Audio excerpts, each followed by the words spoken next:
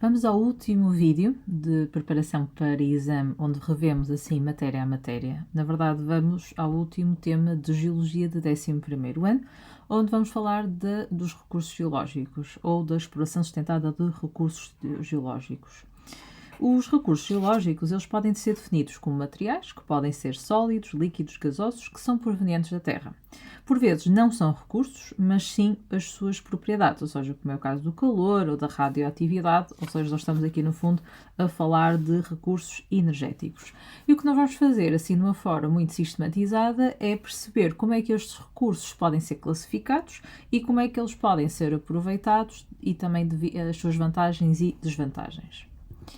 Portanto, aqui a primeira classificação é que os recursos naturais eles podem ser classificados em recursos que são renováveis e recursos que não são renováveis.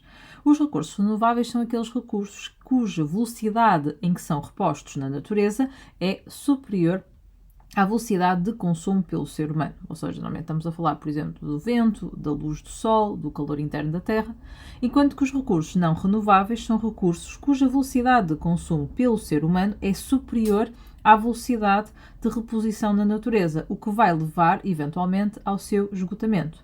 Estamos a falar, por exemplo, de combustíveis fósseis, não é? O carvão, o petróleo e o gás natural, dos próprios minérios, como o ouro, o cobre, por aí fora. Por isso, os recursos geológicos que não são renováveis, com, no fundo, se quisermos aqui de resumir, com exceção da água e do calor interno da Terra. Outra diferença bastante importante é ou seja, a diferença entre ser um recurso e ser uma reserva. E aqui o que nós estamos no fundo, esta diferença vai estar especialmente relacionada com a questão dele ser economicamente rentável ou não ser economicamente rentável.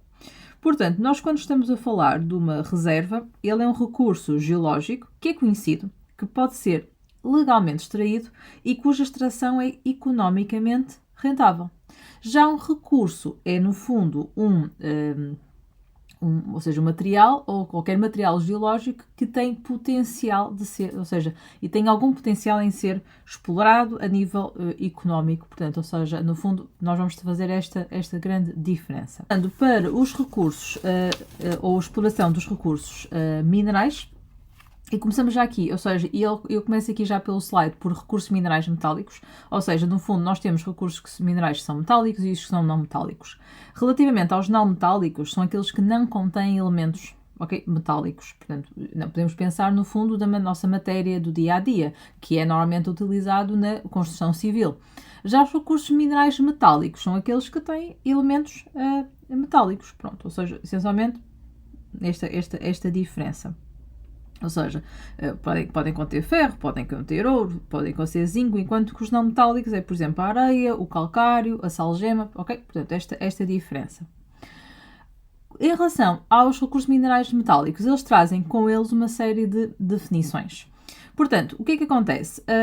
As minas são normalmente os locais onde ocorre a extração dos minerais e as próprias pedreiras também são uma espécie de mina, geralmente a céu aberto e que são usadas para extrair rochas. Pronto, mas aqui seriam, no fundo, os recursos minerais não metálicos. Agora, relativamente exclusivamente aos metálicos, a existência de um jazigo mineral, ou seja, que é o local onde onde existe um determinado elemento metálico, mas cuja sua concentração é muito superior ao seu Clark. E o que é o Clark? É a concentração média do elemento químico na crosta terrestre. Portanto, ou seja, nós classificamos como jazigo mineral o local onde esse elemento existe numa concentração, mas que tenha que ser economicamente viável. A sua exploração, ou seja, tem que ser muito superior ao Clark. Já o minério é um mineral, ou seja, dentro do jazigo, ou seja, existem, o jazigo contém os minerais, ou seja, só que o que é que acontece? Vai ter material e esse material pode ser o minério ou a ganga. O que é que acontece? O minério é o mineral com interesse económico e que vai ser extraído a partir do jazigo. Já a ganga, ou estéril, é o material que acaba por não ser aproveitado, mas que vem juntamente com o minério. Portanto, nós quando vamos explorar o jazigo, ele não vem só parte do minério, portanto, vem parte que para nós não é necessária, portanto, não tem valor económico, mas que acaba por vir juntamente com ele. Ou seja, se vocês podem pensar, por exemplo, a pirite, que é, no fundo, o sulfureto de ferro, de lá contém ferro, mas eu não quero toda a pirite, eu só quero o ferro, mas vem na mesma com ele, está bem? Pronto, ou seja, seria esta a ideia. O que é que vai acontecer ao material que não tem valor económico? Vai-se acumular nas escombreiras, ou seja, a ganga vai-se acumular nestes locais que depois, infelizmente, vão estar associados a muitas, ou seja, quando nós queremos falar em termos de consequências deste tipo de extração e consequências negativas, nós podemos falar aqui neste caso esta acumulação da ganga, ou seja, a própria lixiviação das escombreiras. E o que é? É a passagem de água através destes locais que leva à remoção de substâncias químicas que depois vai eventualmente contaminar o solo e as águas subterrâneas. E, por sua vez, também causam poluição visual e aumentam também o risco de deslocamento de terrenos, ou seja, nós infelizmente temos aqui alguns impactos negativos associados à extração destes recursos minerais. Os recursos energéticos, nós já tínhamos falado em global dos recursos que podem ser renováveis e não renováveis. No entanto, quando nós concentramos nos recursos energéticos, o que é que eles são utilizados? Eles são utilizados para obter energia. Portanto, podem ser do tipo combustíveis fósseis, energia nuclear e energia geotérmica. E mesmo aqui nós podemos classificá-la em renováveis e não renováveis. Sendo a energia nuclear e a energia geotérmica renovável e a não renovável os combustíveis fósseis, ou seja, o petróleo, o carvão e o gás natural. Relativamente à exploração dos recursos dos combustíveis fósseis, ou seja, do petróleo, do gás natural e do carvão, inevitavelmente nós vamos falar de uma das consequências extremamente negativas, que é a sua queima. Ou seja, a queima destes combustíveis fósseis, e relembrando, porque nós já falamos disso em vídeos anteriores, o carvão no fundo, ele consegue acumular carbono, ou seja, por incarbonização. Já o petróleo e o gás natural, eles são de origem orgânica, portanto são hidrocarbonetos. No entanto, são todos constituídos por carbono. E a queima dos combustíveis fósseis vai, no fundo, levar à libertação de carbono para a atmosfera, ou seja, nós olhamos aqui para o esquema, este petróleo, o carvão e o gás natural, ele está ao nível ou seja, se passarmos em termos de subsistemas, está ao nível da geosfera. E esta queima vai acelerar o processo de transformação do carbono que está na geosfera para a atmosfera. Não é que isso não fosse acontecer, só que vai acontecer a um ritmo muito mais acelerado e, portanto, vai provocar um aumento muito maior da acumulação de gases com efeito estufa, que é o que nós conhecemos muito bem, que é o CO2, o dióxido de carbono. E, por sua vez, sendo um gás de aumento de efeito de estufa, está associado a um aumento da temperatura. E esse aumento da temperatura vai ter interferência nos outros subsistemas, ou seja, vai contribuir para o aumento do nível médio da água do mar por causa do degelo dos glaciares, alterações climáticas derivadas dessas próprias mudanças e o desequilíbrio, no fundo, de todos os ecossistemas. Quando estamos a falar aqui do efeito de estufa, o que é que acontece? Ou seja, estes gases, os gases de efeito estufa, não é que eles não sejam necessários, eles são fundamentais para nós termos uma temperatura ótima e adequada no nosso planeta para que haja vida. No entanto, o que é que estes gases fazem? Ou seja, quando a radiação incide na nossa superfície, ela é refletida e o que vai acontecer é que estes gases aqui presentes vão deixar ali aquela quantidade ótima concentrada para que haja essa manutenção de vida na Terra. No entanto, Quando há em excesso, o que é que vai acontecer? Ou seja, passamos a ter muitos mais gases de efeito de estufa, portanto, muito mais calor que está a ser, ou seja, parte da radiação que está a ser refletida, vai ser muito acumulada aqui e, portanto, pouca vai escapar para o espaço. Portanto, este aumento de gases com efeito estufa vai, no fundo, levar a um aumento da temperatura do planeta e vai ter consequência que já falamos, ou seja, o aumento do gelo, subida do nível médio das águas do mar, entre muitos outros efeitos, tendo em conta que todos os subsistemas estão interligados, portanto, o efeito de um altera o outro. E como estamos a falar de acumulação de CO2, vamos falar novamente ou rever o conceito de chuvas ácidas. E eu tenho aqui este esquema, no fundo, que ele começa por dizer, ok, o dióxido de carbono, que resulta então da queima dos combustíveis fósseis, dissolve-se na água dos oceanos. E o que é que acontece? Esta reação entre o CO2 e a água leva à formação do ácido carbónico. E este ácido carbónico, ele dissocia-se em dois íons, que é o íon hidrogênio e o íon hidrogenocarbonato, e vai provocar a acidificação da água, ou seja, vai provocar uma redução do pH. Os íons hidrogênio reagem depois outra vez com os íons carbonato para originar outra vez, ou seja, este carbonato que está disponível vai reagir e vai regenerar o íon hidrogenocarbonato. E, portanto, o que é que vai acontecer? Este processo não só reduz o carbonato que estava, no fundo, disponível para os organismos marinhos e que é fundamental para eles formarem as suas conchas e os seus esqueletos, porque eles, no fundo, para esta formação necessitam ocorrer a precipitação de carbonato de cálcio e, portanto, carbonato é o CO3-2-, está bem? Portanto, eles precisam de cálcio com CO3-2- para gerar as suas conchas. No entanto, ele não está disponível porque ele está a regenerar um íon que não era necessário. Portanto, ou seja, ele no fundo está a inibir a formação dos calcários quimiogénicos. Ok, passando para a energia nuclear. A energia nuclear, ela resulta da fissão nuclear. O que é que isso significa? Há uma divisão do núcleo em dois núcleos de menores dimensões. E estes núcleos são de elementos radioativos. E temos muitos, ou seja, o que nós ouvimos falar mais é do urânio ou do plutónio. E o que é que acontece? Durante este processo de desintegração radioativa destes elementos químicos, há uma libertação de uma enorme quantidade de calor.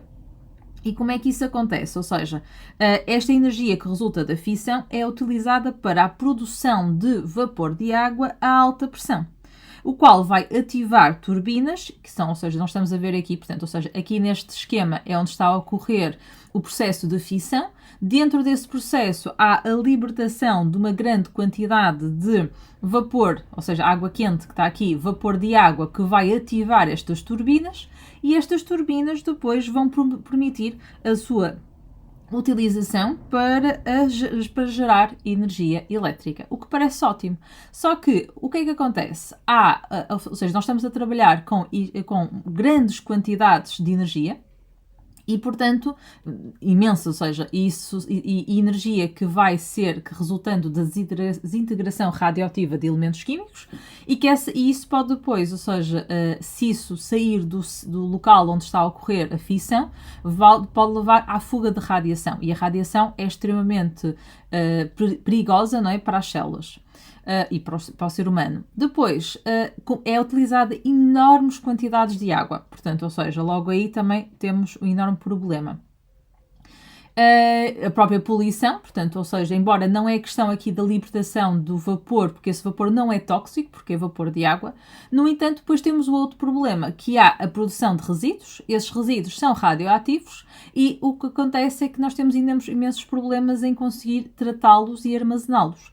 Portanto, infelizmente, ou seja, há aqui uma série de problemas associados à utilização da energia nuclear. Passando para a energia geotérmica, ela resulta da transferência do calor interno da Terra para fluidos circulantes, nomeadamente a água, e aqui nós falamos dos chamados, ou seja, nós já não sei se tenho isso aqui à frente, tem aqui, mas já vou falar, portanto, ou seja, nós aqui acabamos por falar de energia de alta entalpia e de baixa entalpia. No entanto, As vantagens aqui é que, ou seja, um dos problemas, ou seja, que está associado, por exemplo, à queima dos combustíveis fósseis, aqui não existe, ou seja, há libertação de muito poucos gases com efeito estufa, por isso tem um risco ambiental muito reduzido e tem uma fonte de energia que é altamente rentável. Onde vamos estar associado à alta entalpia, embora nós já vamos ver que há logo aqui associado um problema que é: há poucos locais onde é possível fazer extração deste recurso ao nível, ou seja, de jazigos subterrâneos de alta temperatura, portanto é de difícil acesso e, portanto, acaba por haver um custo elevado na produção destas centrais que sejam capazes de fazer esta captação.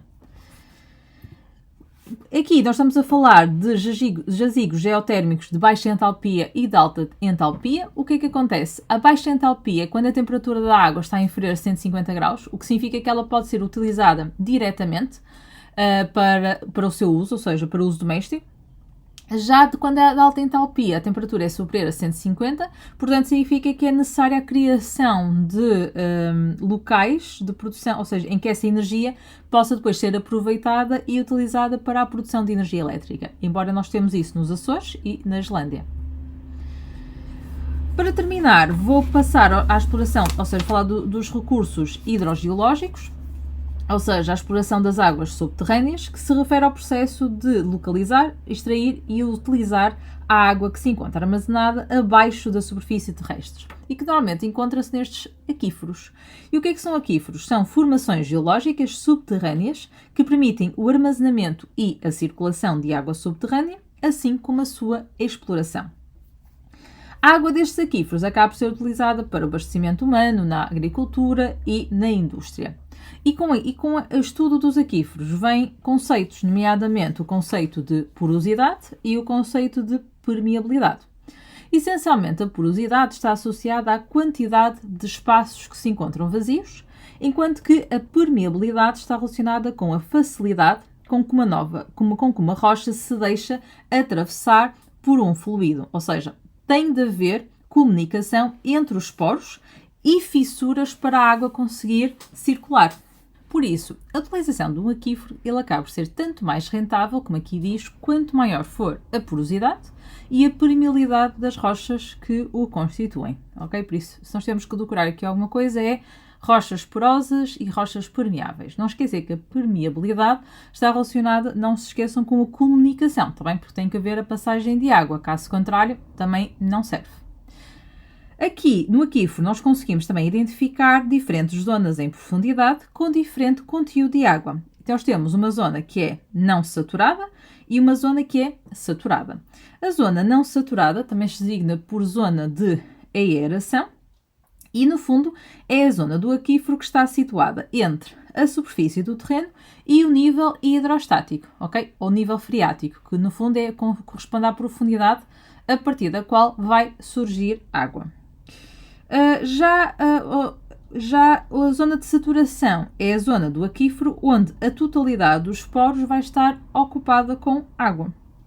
Portanto, o nível freático também podemos dizer que acaba por separar a zona não saturada da zona saturada. Mais em concreto, em relação à porosidade, por isso, podemos pensar aqui em termos desta fórmula, que é o volume de poros ou de espaços vazios a dividir pelo volume total da rocha. Temos aqui alguns exemplos, ou seja, de maior porosidade ou de menor porosidade, que acaba por também, ou seja, aqui há uma redução da porosidade, aqui temos uma areia bem calibrada com bons poros, aqui depois, ou seja, o facto de estar mal calibrado e muita pouca porosidade. E eu coloquei até aqui uma questão, que é explicar por que razão as rochas carbonatadas, como é o caso do calcário, poderão ter uma elevada capacidade de armazenamento de água. Esta é uma questão até muito importante. As rochas carbonatadas, que é o caso do calcário, sofrem quer meteorização física, quer química. E, portanto, ao sofrer este tipo de meteorização, o que é que elas vão formar? Fraturas, porque nós estamos muitas vezes a falar de poros. No entanto, elas podem não ter poros, podem ter fraturas, portanto, ou seja, ou fissuras. Portanto, ou seja, no fundo, depende do tipo de rocha. E as fissuras são muito características das rochas calcárias.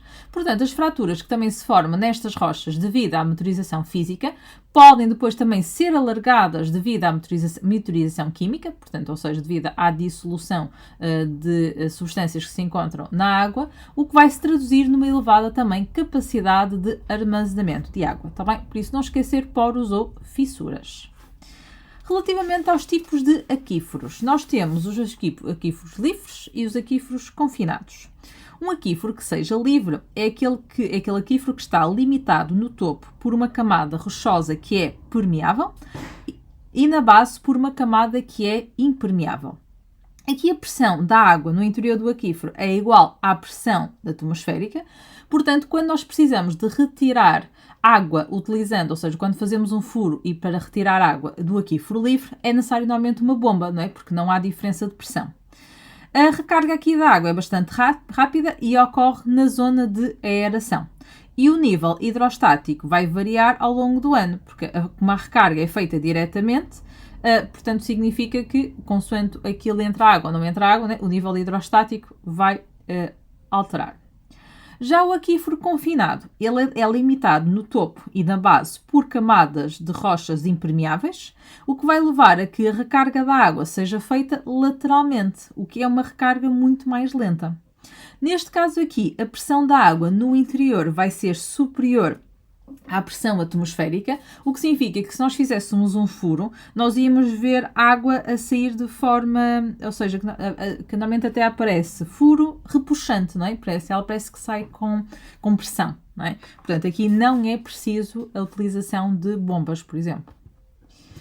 Ok, só para terminar, nós aqui estamos a falar da exploração dos aquíferos. Claro que se houver um excesso, especialmente se estivermos a falar de aquíferos costeiros, o que é que acontece? A sua subexploração pode levar à chamada intrusão salina, que é, no fundo, a alteração do nível freático, não é? Ou seja, vai levar a que ele seja tão explorado que acaba por entrar água salgada e deixa de haver água doce.